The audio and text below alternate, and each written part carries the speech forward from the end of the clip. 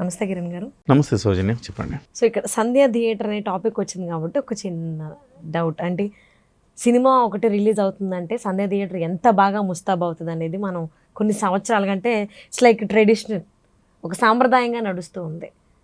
ఒక్కసారి పుష్ప 2 రిలీజ్ అయిన తర్వాత జరిగిన ఇన్సిడెంట్ వల్ల సంధ్య థియేటర్ బోసిపోయింది. ఒకప్పుడు జరిగినటువంటి సెలబ్రేషన్స్ ఏవైతే ఉన్నాయో దానికి అడ్డుకట్టపడింది.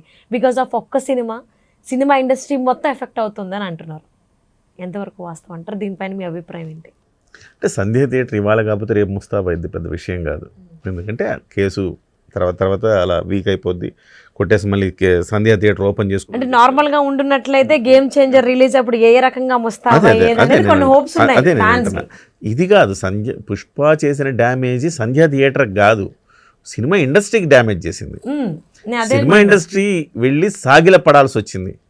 రేవంత్ రెడ్డి గారి దగ్గర సాగిలపడి క్షమించండి మహాప్రభో అని అడగాల్సి వచ్చింది. అంటే ఒకళ్ళు చేసిన తప్పిదానికి మొత్తం అందరికీ శిక్ష వేయడం ఎంతవరకు కరెక్ట్ అంటారు మీరు?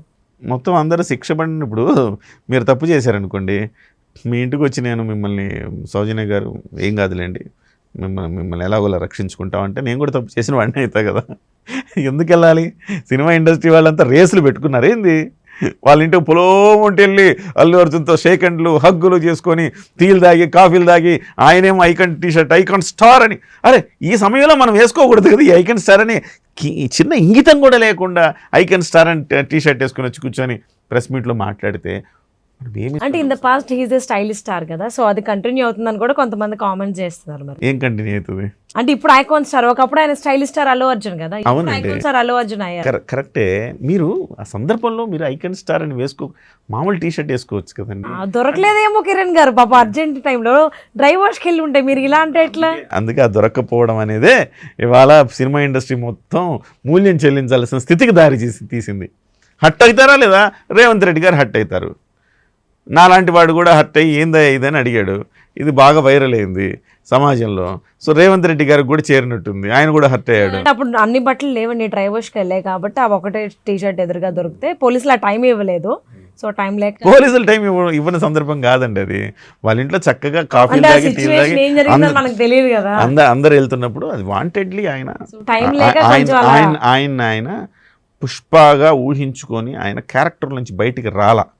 అందుకనేనా అల్లు అరవింద్ గారి బర్త్డే రోజు కూడా పుష్పక బాప్ అని కేక్ కట్ చేపిస్తున్నారు. క్యారెక్టర్ నుంచి బయటికి రాలా ఆయన, పుష్ప క్యారెక్టర్ నుంచి బయటికి రావాలా, అల్లు అర్జున్గా మారాలా. ఐకాన్ స్టార్ అల్లు అర్జున్ కాదు, ఐకాన్ స్టార్ ఎవరికి? అభిమానులకి. నువ్వు వ్యక్తిగా ఏంటి? అల్లు అర్జున్ వ్యక్తిగా నువ్వు అల్లు అర్జున్. ఆ వ్యక్తిత్వం అల్లు అర్జున్ అనే వ్యక్తిలో ఉన్న ఒక వ్యక్తిత్వం బయటికి రావాలి తప్ప ఐకాన్ స్టార్ అనగానే ఇట్లా రొమ్ములు ఇలా విడుచుకుని నడవాలా అనిపిస్తుంది, పుష్ప అనగానే ఇంకొంచెం ఇలా నడవాలనిపిస్తుంది. సో ఇవన్నీ అనిపించడం వల్ల ఆయన యాటిట్యూడు అనవసరంగా ఇవాళ సినిమా ఇండస్ట్రీ మొత్తం మోకరిల్లేలా చేసింది అంటున్నా నేను.